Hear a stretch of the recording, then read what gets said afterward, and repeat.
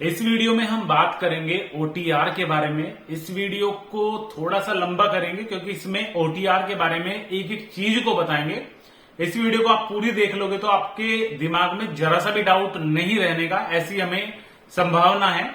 तो पहली चीज तो ये है कि भाई ओटीआर का अभी सबसे ज्यादा कॉल या मैसेज आ रहे हैं हमारे पास। तो ओटीआर के मैसेज आ रहे हैं क्योंकि यूपी पुलिस इस बार ओटीआर का फॉर्म फिल कराएगी और आपका यूपी SSC ओटीआर पे चल रही है, यूपीपीएससी ओटीआर वो भी कराती है।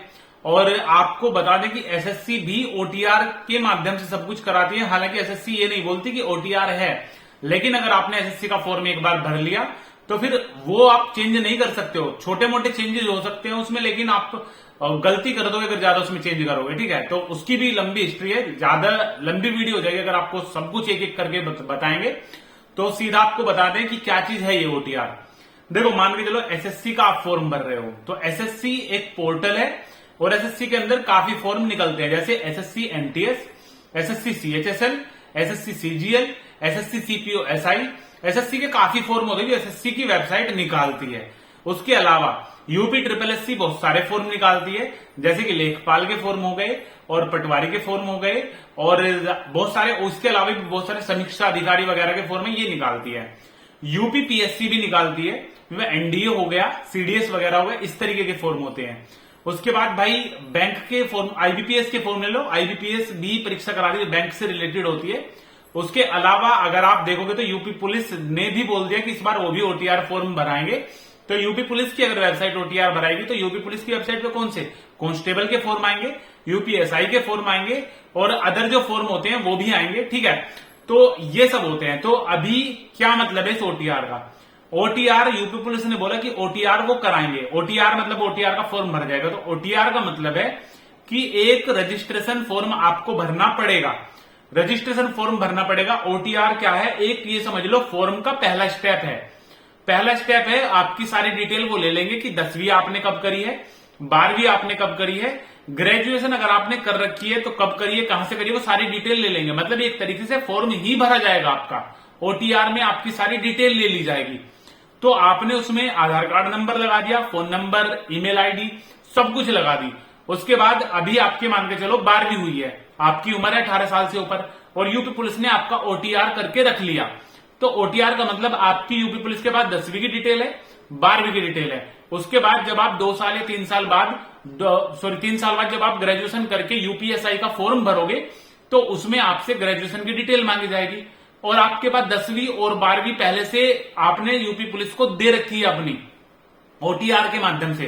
तो उस ओटीआर में आपका करेक्शन हो जाएगा और आपको ग्रेजुएशन की डिटेल भी उसमें डाल के सबमिट कर देनी है। अब यूपी पुलिस के पास आपके डेटा है, मतलब 10वीं की मार्कशीट है, 12वीं की मार्कशीट है और आपकी ये वाली मार्कशीट भी है जो आपकी ग्रेजुएशन की है। जब एक बच्चे की ज्वाइनिंग होती है तो उससे ओरिजिनल डॉक्यूमेंट मांगे जाते हैं और वहां पे टीचर को, सॉरी, जो इन्विजिलेटर होते हैं जो चेक करते हैं ना डॉक्यूमेंट, उनको ये भी ध्यान रखना पड़ता है कि ये कागज ओरिजिनल है, फर्जी तो नहीं है।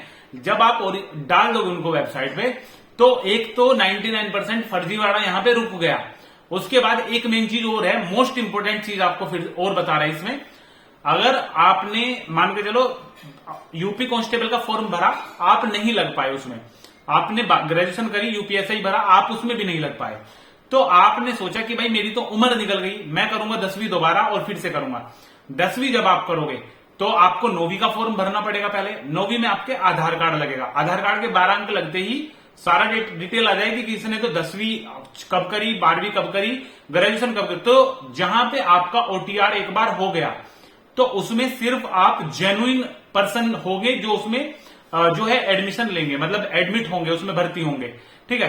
ये सब चीजें हम सिर्फ नॉलेज पर्पज से बता रहे हैं आपको। इसका मतलब ये नहीं कि भाई कुछ हम एक्स्ट्रा ऐसे एडवांस चीज बता रहे हैं फर्जीवाड़ा करने के लिए, नहीं, ठीक है। ये सब नॉलेज बेस बता रहे हैं कि किस तरीके से क्या कुछ फिलहाल चल रहा है, ठीक है।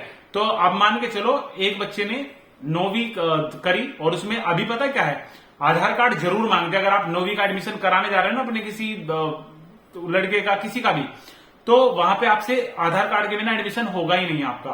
आधार कार्ड ले लेंगे, वो लग जाएगा, 10वीं की मार्कशीट में लग जाएगा। उस बच्चे की अगर उम्र निकल जाती है, बहुत से बच्चों के दिमाग में आता है कि दोबारा 10वीं कर लूं, तो 10वीं के लिए 9वीं करनी पड़ेगी दोबारा। 9वीं करते ही आधार कार्ड नंबर लगेगा तो ऑटोमेटिकली आ जाएगा कि इसने तो 10वीं उस साल में करी थी। तो अब तक तो ये जो चल रहा था वो चल रहा था, लेकिन अब ये हो जाएगा बंद बिल्कुल। आधार कार्ड किस लिए आया? आधार कार्ड इसीलिए आया।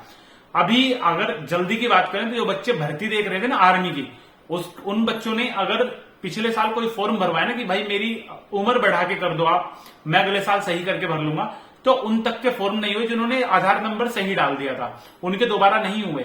मतलब वो अब भर्ती देख ही नहीं पाने के, जब तक ये वेबसाइट चलेगी तब तक वो भर नहीं पाने के इसका आर्मी का फॉर्म। तो ओटीआर का भी यही हिसाब है। ओटीआर का अगर आप फॉर्म भराओ, आप कोई सा भी ओटीआर का फॉर्म भराओ, तो खुद से तो कभी भी ट्राई ना करें, क्योंकि अगर एक बार ओटीआर में गलती हो गई तो उसे कोई सही करने वाला बहुत ही मुश्किल होगा। ठीक है, आप चैनल पे वीडियो देखते रहना, वीडियो तो रहेगा ऊपर कि हम चेंज करना बता देंगे, लेकिन चेंज करना कोई नहीं बताने का। ठीक है, उसमें छोटी मोटी चीजें चेंज हो सकती है, जैसे कि फोन नंबर चेंज हो गया, ईमेल आईडी चेंज हो गई, आपका नाम, पापा का नाम, और भाई आपकी डेट ऑफ बर्थ, आपका रोल नंबर, ये सब चेंज ही नहीं हो पाने के। जो आप चेंज करना चाह रहे होंगे ना भाई, चेंज आदमी वो चीज करता है जिससे फॉर्म पे को फर्क पड़े। अगर मान के चलो मेरी ईमेल आईडी गलत डल गई तो रहने दो, कोई दिक्कत नहीं है, ईमेल आईडी से क्या हो रहा है, कुछ भी नहीं होगा। तो ईमेल आईडी को चेंज करेगा ही नहीं, और ईमेल आईडी को चेंज करने का ऑप्शन दे रखा है उसमें। ठीक है, तो जो इंपॉर्टेंट डिटेल है उसको वो चेंज करने का ऑप्शन ही नहीं देने का, अब तक तो नहीं दिया। जो ओटीआर वगैरह हमने भरे हैं उनमें नहीं देता, बस एक बार देता है। अगर आप यूपीपीएससी देख लो, यूपी देख लो, इन पे नहीं देता है। ठीक है, तो ओटीआर का मतलब ये है, आपको अगर संक्षिप्त में बताएं कि अगर आप यूपीएससी का फॉर्म भर रहे हो तो यूपीएससी का ओटीआर का मतलब है कि उस वेबसाइट पे आपका डिटेल है, आपकी डिटेल सबमिट हो चुकी है। जब भी आप फॉर्म को भरोगे तो ओटीआर आपको एक सिंपल सी चीज और बताएं, पीईटी का फॉर्म आपने अगर भरा होगा ना, तो पीईटी भी एक तरीके का ओटीआर है।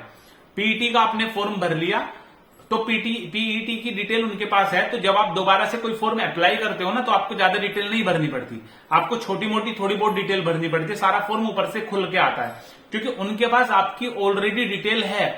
तो ओटीआर का मतलब होता है वन टाइम रजिस्ट्रेशन, एक बार रजिस्ट्रेशन आपका होगा, उसके बाद आपको कुछ भी चेंज कराने की जरूरत नहीं है। तो वेबसाइट के पास आपका डेटा ऑलरेडी चला जाएगा। अगर आपने यूपी पुलिस की अगर हम बात करें तो ओटीआर अनिवार्य कर दिया गया है इस बार। तो यूपी पुलिस के पास आपका 10वीं 12वीं की डिटेल चली जाएगी। जब आप 3 साल बाद ग्रेजुएशन कर लोगे तो वो सिर्फ ग्रेजुएशन की डिटेल मांगेगा, बाकी 10वीं 12वीं की ऑटोमेटिकली फिल हुई आएगी उसमें। ठीक है, इस तरीके से ही जिस भी वेबसाइट पे आप ओटीआर कराने जाओगे तो वो पोर्टल आपका डेटा रख लेगा।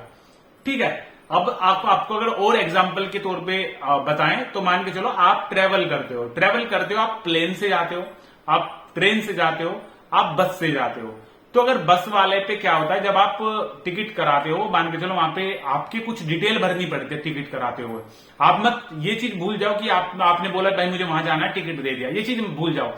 आप मान के चलो कि भाई वहां पे टिकट के लिए आपका नाम, पापा का नाम, date of birth, email ID, phone number, ये सब लिखने के बाद तब जाकर पूछते हैं कि कहां पे आपको जाना है। ये सारी चीजों में होता है टाइम खराब, और आपने जो है डिटेल देने के लिए आपको पास मार्कशीट वगैरह सब चीजें क्लियर होनी चाहिए। गलती हो गई तो गलती भी फिर आपकी मानी जाएगी। वो तो क्या करेगा, जो बस वाले हैं वो आपकी सारी डिटेल ले लेंगे और आपको एक नंबर दे देंगे कि भाई ये नंबर है आपका, जब अगली बार टिकट कराने आओगे तो ये नंबर डालना है हमें, और आपकी सारी डिटेल आ जाएगी, बस हमें इतना लिखना है कि कहां पे आपको जाना है। तो ये तो हो गया आपका बस का। ऐसे ही प्लेन में कर लेंगे और ऐसे ही ट्रेन में कर लेंगे।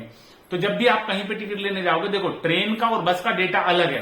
ट्रेन में आपने क्या दिया है, बस में आपने क्या दिया है, ट्रेन में दिया है या नहीं, मान के चलो आप ट्रेन में यात्रा कर ही नहीं रहे। इसी तरीके से है कि भाई आपको यूपी पुलिस भरना है, आपको यूपी से मतलब ही नहीं है, आपको टीचिंग से मतलब ही नहीं है, तो आपको जहां पे ओटीआर भरना है। आप आज मतलब बच्चों के जो फोन आए हमारे पास, अब ऐसे फोन आ रहे हैं कि भाई ईडब्ल्यूएस कहां से बनेगा, हमने कहा तहसीलदार बनाएगा। तो आपका जाति प्रमाण पत्र या ये भी सब कुछ नहीं मांगते हैं ना, उसमें आज डेट आ जाएगी नोटिफिकेशन किस तारीख के बाद के मांगेंगे। तो फिर बच्चे पूछते हैं कि ये ओटीआर जो है ये कहां से बनेगा, हमने कहा ये हम बना देंगे। तो बनता नहीं है भाई, ये फॉर्म भरा जाता है, आपकी डिटेल वहां पे चढ़ती है। आपका जो फॉर्म भरा जाएगा ना यूपी पुलिस का, ये समझ लो उसका 50 से 60% ओटीआर है। अगर आपने ओटीआर भर लिया तो आपको 40% फॉर्म भरना पड़ेगा, फिर आपको फॉर्म बहुत कम मेहनत करके कंप्लीट हो जाएगा।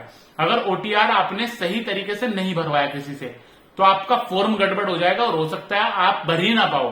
तो जो नया कोई फॉर्म भरने वाले हैं तो उससे तो छेड़वाना मत, फॉर्म खुद से भी ट्राई मत करना। जहां से भी भरवाओ एक बार बोल देना कि भाई सही हमारा फॉर्म भर के दें, ठीक है। तो ओटीआर का हमें लगता है कि सारा कुछ क्लियर हो गया है। काफी बच्चे ओटीआर के बारे में पूछ रहे थे, इंस्टाग्राम पे काफी सवाल आए ओटीआर के बारे में, तो ओटीआर का हमने बता दिया है। 1 टाइम रजिस्ट्रेशन होता है, एक बार रजिस्ट्रेशन होगा, उसके बाद सारा डिटेल वहां पे चढ़ जाएगा आपका। अगली साल जब आप फॉर्म भरोगे, मान के चलो दिल्ली यूपी पुलिस के फॉर्म चल गए हैं, मान के चलो एक बार, तो आपने फॉर्म भर दिया है, ओटीआर नंबर आपको मिल जाएगा, प्रिंट आपको बकायदा मिलेंगे जहां से भी आप फॉर्म भराओगे। तो जब आप अगली बार अगले साल यूपी पुलिस की मान के चलो भर्ती आई, तो कंप्यूटर वाला आपसे ओटीआर का फॉर्म मांगेगा कि अपना ओटीआर दिखा दो, क्योंकि उसी से सब कुछ चलेगा आपका, ठीक है। तो ये सब चीजें भाई ओटीआर हमें लगता है कि आप जो भी डिटेल थी वो हमने सारी कुछ डिस्कस कर ली है। इसके अलावा शायद ही आपके दिमाग में कोई सवाल रहेगा ओटीआर के लिए। इसी चैनल पे हम जब फॉर्म आ जाएंगे उसकी अपडेट देंगे। जो भी फॉर्म आएंगे हम एक बार कमेंट कर देना कि कौन से फॉर्म की आपको वीडियो चाहिए, किस तरीके से फॉर्म भरना, सारी की सारी वीडियो बता देंगे, ठीक है। तो ये भाई था, बाकी सब्सक्राइब चैनल को कर लेना, क्योंकि इसी पे सारे कुछ फॉर्म से रिलेटेड वीडियो आपको मिलेगी। यूपी पुलिस के जब भी फॉर्म आएंगे यहीं पे बताएंगे, और जब भी किस तरीके से फॉर्म आपको भरना है वो भी बताएंगे। ओटीआर के फॉर्म अभी नहीं चले हैं, जब भी चल जाएंगे तब वो भी बताएंगे, ठीक है। तो यही भाई अब वीडियो थी, बाकी सारा कुछ क्लियर कर दिया। वीडियो थोड़ी लंबी हो गई, लेकिन हमने, अगर कोई 10वीं में आया होगा ना बच्चा, वो भी देख लेगा तो उसको भी शायद सारा कुछ क्लियर हो जाएगा, किसी से पूछने की जरूरत नहीं पड़ेगी। तो इस वीडियो में इतना ही, मिलते हैं फिर नई वीडियो में नई टॉपिक के साथ। धन्यवाद।